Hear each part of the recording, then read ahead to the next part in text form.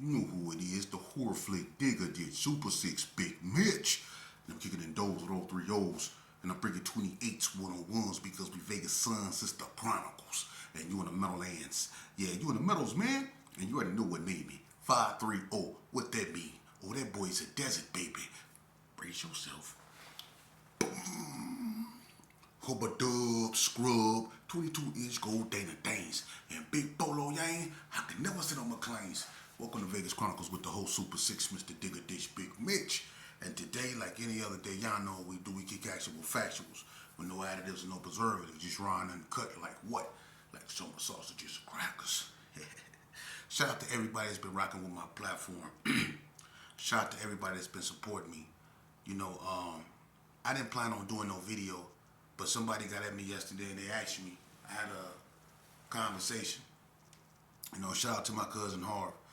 You know, and shout out to everybody else that's been giving me positive feedback. But I got into a conversation yesterday, man, and somebody asked me if I had any regrets, you know, about the things that I have went through or some of the things that I have done in life. And I thought that was something, you know, that I can expound on. Do I have any regrets? You know. Now, mind you, I lived a very destructive life out here in the streets of Vegas. I'm not from this era. I'm from a whole nother era. But do I have any regrets? Yeah. Yeah, I do. And you know, I did a video where I apologized for my actions. No need to go over that again. But I got regrets because regardless of how I am now, yeah, God put his hands on me. But see, one thing God made me do is a part of the package deal that I made with him. I got to always face a somber reality, you know? And that somber reality is that I affected a lot of people in a negative way. I've took it from people, things I can't get back. You know? And yeah, I regret putting my mother. I still hear the cries, her crying on the phone when I was on the run. And let me tell you something about that. See, when that happened to me, and I was on the run, not only was the police after me, not only was one of the most vicious gangs in Las Vegas after me, you know, but for the first time in my life, people knew what I did. I was so used to getting away with stuff like that. But I let my anger get the best of me one night at a nightclub because I couldn't accept the butt whooping, you know? And I grew up fighting. But I let drugs overcome me, man. And that's the truth. Because if I was sober, I would have fought better. If I was sober, I would have been thinking better. If I was sober, I probably would have never got in a fight. But I let alcohol and drugs get the best of me. And I was up there fighting incoherently, which allowed my anger to take over because the fight didn't go my way. Now I done took it to a whole nother level. Why? Because I let my emotions get the best of me. So when you ask me, do I have any regrets? Yes, I do. Yes, I do. See, people don't understand, and let me be the first to tell you. During this era, it's not like this era right here. You got all these cliques that rose and became what they became. But back during that era, you had authentic gangs out here, man. Real stumped down hard gangs. Like Berkeley Square Piru. Those cats up over there wasn't nothing to be played with, man. The Pirus in general, the Playboy Bloods, the Northtown Gangsters, Herbert Gerson, Hillside, whatever you name it, everybody was stumped down during this era. It's not like this. It was no squad. It was no wood. It was none of that. It was no alley shot Kingsmen and all that other stuff that people didn't put together and patch together trying to keep something together. No, it was straight alley shot, K9, rolling 60, rolling 50. It was like that back then. But one of the most treacherous gangs was those Donner Streets because this is the first generation of them. The Foo-Foos, the Charlie Macks, the Dreadbirds, you see? The Blankers, the Gangsta Lump, the Ringos. This is the first generation of these cats. So when I got into it with these dudes right here, I didn't just get into it with no ordinary neighborhood. These dudes was seasoned. These dudes was used to being at war with the rolling 60s. They used to being at war with the hood. So when these dudes got on my helmet, man, I'm gonna tell you something. It wasn't all like you would thought it would, like a person thought it would be, man. All my homeboys went on front page with me, man. You know, and that's what I be telling you youngsters about gangs. You put yourself in a position, then you find out that people who say they love you, they really don't love you. And people who say they're your homeboys, they really not your homeboys. My family, you know, stood 10 toes down with me. You know, it was a whole bunch of people on my team, but it was some that all of a sudden started listening to their moms. They was going in the house. I couldn't even take a shower. I did videos on that, man. And that's how you gonna end up. A lot of you youngsters, y'all done already committed that ultimate sin, and you done seen how people who you hang with every day, when you commit that sin, they get away from you. The only person that be on your team is the person that you don't be want to listen to, is the person that you swear up and down, talk too much. It's the person that you go out your way to avoid, which is your moms.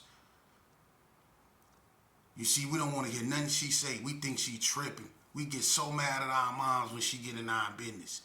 But when something bad happen, she the only one that be down there and down for us. And we be craving to hear her voice on that phone when you in that cold county jail. And you get that one free phone call. You can't wait to hear your mama voice. You see? But I had to go to war with one of the biggest gangs in Las Vegas, man. And they was on my helmet, not just on the street, also in the county jail. I went from having shootouts with these cats on the street, man, the police on my helmet. I had a 7-day stretch where I was on the run. I got in the shootout in the Brownies with Lil Fade them. They shot up my auntie's house by Brand. They shot the whole square up, right up over there off Gerlatch. Not Gerlatch, but the 2nd Street by the office. They shot up my auntie them spot, man. It was on with these cats, man. And then I got the Yellow Jackets on my helmets. I got North Las Vegas detectives on my helmet. I got Metro on my helmet, man. I couldn't breathe. My mama about to have a nervous breakdown. I can't trust nobody. I can't take a shower. I literally had to turn the water hose behind some abandoned buildings in Herbert Gerson to wash myself down. Yvonne Clark gave me some soap and a towel. I had to go behind a building and wash myself down because I couldn't go in nobody's house because number one, I couldn't trust them, and number two, half of them locked me out. And I'm supposed to be from one of the biggest the biggest gang in Las Vegas. My dad is the notorious sheepdog, the founder. But look at how I ended up. And when they caught me, that was just the beginning. I couldn't get no rest. When they caught me, I had to fight in that county jail every Donna Street that I came across, from Lil Mar to Half Breed. When we had to fight in a Lala Berry, when they tried to jump me. If it don't be from Twin, from West Coast Bloods, they stabbed me up with pencils up in there. I had to throw a typewriter to get them cats up off me, man. Them Donna Streets was on my helmet, man. When I went to the penitentiary and I was in the hole in the fish tank, it was Gersons back there that turned Northtown rather than go to war with them Donna Streets. And they was on my helmet. I had to fight, you see? But at the same time, it never dawned on me the reason why I was fighting was because it was a lot of family relations between the Donna Streets and the Gersons. And I let my emotions rip that apart. I turned family to foes, man. You know? And a lot of my friends and family that went to war with me, that had my back, they knew what I did was wrong. My cousin, Freak Dog, he the one that told the Donna Streets, well, if he did it, we gonna go to war then. He ended up getting shot. And my OG Jeff, that was working on his car that night. He got shot in the back and he was unalived behind what I did. So if you ask me if I have regrets, yeah, I have regrets, man. See, a lot of us want to blame the police for stuff we do. I was the problem. You see, we was trucing. But I didn't want to truce. You know why? Because I was angry. But why I was angry? Because I didn't have no education. I didn't have no father figure. I didn't have no money. I didn't have nobody putting their arm around me telling me it was going to be okay. I didn't have none of that. All I had was burnt out homeboys. I had a 2020 Winchester. I had a 357 with barely any bullets. I had a trench coat and a blew out perm. That's what I had. I ain't had nothing, man. So I was walking around angry. And when everybody was getting along, I couldn't see that. I couldn't see myself getting along with nobody because I didn't like myself. So why am I like you? I didn't like what I seen when I looked in the mirror. So how the hell am I like you? You see? And when we came together during the truce, what did we do? We didn't talk about how we should clean up our neighborhoods, cover up the spray paint, go to rehab. Emphasis on going to rehab because all of us needed rehab. We didn't talk about that. We came together and we partied. And we lashed out at law enforcement. But let's just keep it real. Over here in Las Vegas, during that era, the police wasn't a problem. We was. The police wasn't a problem. We was. Think about that. The only person that the police unalived during this time when we was really tripping out here in Vegas was Scooby, Jarvis Rice. Scooby. And I think that was at Tarks. And they towed Tarks up behind that. You see? But it was us unaliving us out here in the streets. Think about that. Because after I committed my crime, the police ended up unaliving Big Nice, Damon Douglas, at Chances Are. That's why they closed it down. Because some of the bullets, when they shot that club up, because he got into it with the Valley View cats, and they got in a shootout, and he was busted, and the police drove up behind him and shot him in his back. But as they was shooting up there, some of the bullets went into the city councilman woman, Yvonne Atkins Gates' house, and she the one that got it closed down. But that was like the second unaliving. You see? But let's keep it real. We was the problem. I was the problem. Because I was so consumed in drugs. You know? I didn't have no understanding. Everybody was getting along, but I didn't want to get along with nobody.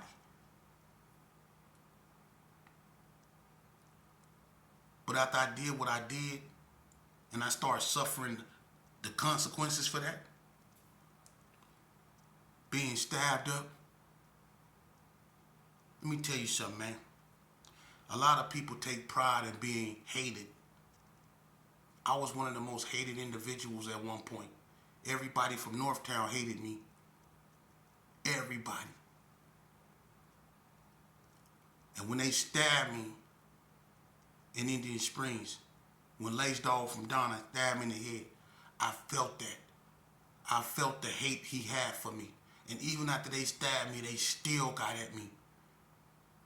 Out of all the Gersons on the yard, they pinpointed me and they got at me. Imagine that.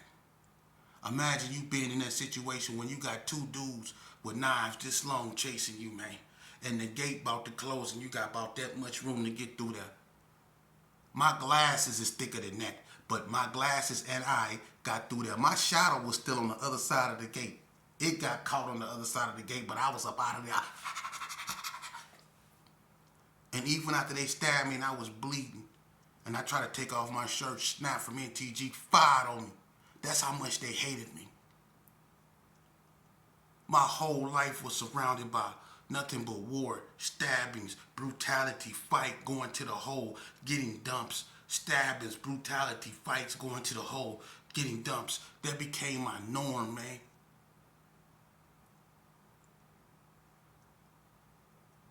Listen, a lot of people my age, they played this game only to watch their children be affected by the same thing. And some of them, unfortunately, lost their children to this game. So if you're fortunate enough to have a father that loves you and sit you down in front of this screen to hear me speak, you blessed. Because they want the best for you. Because if only you knew, this Vegas right here you see, it's not Vegas. It's a bunch of people that's gone. Vegas is real quiet. And it ain't because the police did their job. It's real quiet because Vegas wiped itself out. We harbored so much hate amongst one another that we literally wiped each other out, man. And it ain't just external conflict. It was internal conflicts. What went on in the Gershon was sad. Things that are irreconcilable, man. It's some people that can never come together again because they didn't cross that line. The rolling 60s the same way, man. Everybody. The hood went to war with each other. Everybody remember Nut Clan versus Mary D. Or the M Block. KC versus Sean B. That war got so out of hand, everybody knew about that. You know? The Donna Streets got into it with one another. Things happen over there that's irreconcilable. You see? So youngster, if you sign up for this, I'ma always preach this to you. You signing up for failure, man. Don't let nobody make you believe that you a victim of anything or that you have to ride with these cats up over here, and if you don't, that make you less of this or less of. No, it don't. Being on your own and standing on your own, that's what make you a man. Learning how to make your own decisions, not influenced by the peanut gallery, not letting people get in your ear, swearing you to do things you know your mama didn't bring you in this earth to do. A lot of y'all mamas raised y'all right. A lot of y'all parents, fathers raised y'all right, man, but y'all choose to do the things you do. Why? Why? Being accepted in the crowd can never mean more than your freedom. And let me tell you something. People go judge you. They go talk down on you. They go talk about you. But check this out. Regardless of what they say, they can call you nice. They can call you friendly. You rather be nice and friendly, free, than accepted and celebrated locked up or under that grass. Did you hear me? You rather be nice and friendly, free, than accepted and celebrated, locked up or under that grass. And that's coming from a reputable. That's coming from someone, when the police drove up on me, I was reaching. I stuck my hand between my homeboy, big hub leg, and it was a pistol, a 40 caliber. It was my cousin Free Dogs up under the seat. I tried to grab it. He locked his hands on my arm and threw his hands up. He wasn't trying to go that night. I was. I told him I wasn't turning myself in. So I tried to go out like I wanted to go out, but he wasn't. And I'm going to tell you something. If those police was really racist, if they was really anti-black, they had good reasons to light that car up because I was reaching, man. When they got my door open, my hand was right up under the seat, and dude stuck a 12 gauge right in my face and told me, "Don't effing move." He could have blew my head off and be justified in doing that. And when they got me out the car, they started beating me up. But David Reed from the Yellow Jacket told him, "He's incoherent, stop." They was slamming me all on the car because I was wanted for a hot one, and plus I was reaching for a pistol. They was mad at me, and he made them stop beating me up, man. You see, I got lucky that a man from law enforcement had enough empathy, and he didn't even allow them to take me to Northtown where he knew the Donna Streets would have got a hold of me. You see, I got lucky. Don't join this here, man. Go to school, be a square. That's where it's at. Be a taxpayer. Keep your rights. Ain't nothing up in the streets. Nothing. And these cats you see roaming around here, it's crazy. How can you be homeless and have a step in your pep? How can you be homeless and still have a step in your pep and walk like you own something? How can you be homeless and call yourself OG this or OG that? Huh? How you not even respected by your child, but you got the audacity to say, I don't mess with him. But you ain't even accepted by your child. You don't even know your child. And that's the cold part. A lot of y'all know more about what's going on with another man's life than you do about your own child. A lot of y'all hang out with your homeboys more than you do your own child. And then you use the baby mama as an excuse. You a man. It don't matter if you get along with the mama. You a man. Your responsibility is to raise that boy. You one of the first form of authoritative figures they would know, man. And when you don't raise your child or you absent from the home, they not gonna, everything you supposed to provide, they gonna go looking for it in the streets. And then they big homeboys or whoever the general is out there, they gonna be the ones influence your son. Or these cats on these podcasts spewing these lies. They gonna be the ones raising your children, man. Yeah. You spend more money on a tall can than you do on child support. Yeah. You done been up there at Bell's Market or the corner store more than you done been up over there to visit your own child. That's what I'm talking about, man. Let's start back being men like we used to be, man. And stand up, put our boots on, man. Get up out here, get our children out the streets, man. Because they living the wrong life, man. They living a lie. We know it, man. Because we live this lie too. I live this lie. There's nothing glorious or glamorous about being in a goddamn gang. You ain't gonna get nothing but high blood pressure. You probably become bipolar, stressed out, man. You ain't gonna do nothing but live a short life, man. Joining this bull crap, man. For real. But like I say, I'ma always bring it to you. But do I have regrets? Yeah. Yeah, I have regrets. I'ma always regret the fact that my actions led a bunch of young black men to early demises. My actions. I'ma have to live with that. So no matter what nobody say to me about me, it don't matter. I got to live with that, not them. And I answer to God, not them. And God told me as long as I do what he tell me to do, I'll be okay. And that's why I'm coming to you with all my faults and failures, telling you, youngster, if only you knew you would listen to your parents. They love you. Your homeboys don't love you. They love the need of you. Their loyalty ends when the need of you ends. That's why every time the police get y'all in separate rooms, it don't go your way. You see? So the best way you can nullify that, you can't straddle the fence like a bunch of y'all always claim you do. I don't mess with them guys over there. I don't mess with nobody, but you still in the game. I don't mess with nobody. You straddling the fence. Either you gonna be one way or the other, man. See, life is about good and evil. It's gonna be one or the other, man. Choose life. Choose to live. Meaning, know when to lose battles in order to win the war. The war is your life. And sometimes you have to lose a battle. Meaning sometimes you have to walk away from circumstances. You see? It's okay to lose a battle when the war is your life. Okay? A lot of y'all get it misconstrued. You think everything revolves around the battle. And that's why we leave here so early. That's why our youngsters leave here so early, because they so quick to fight battles, not focusing on the war. Chess and checkers.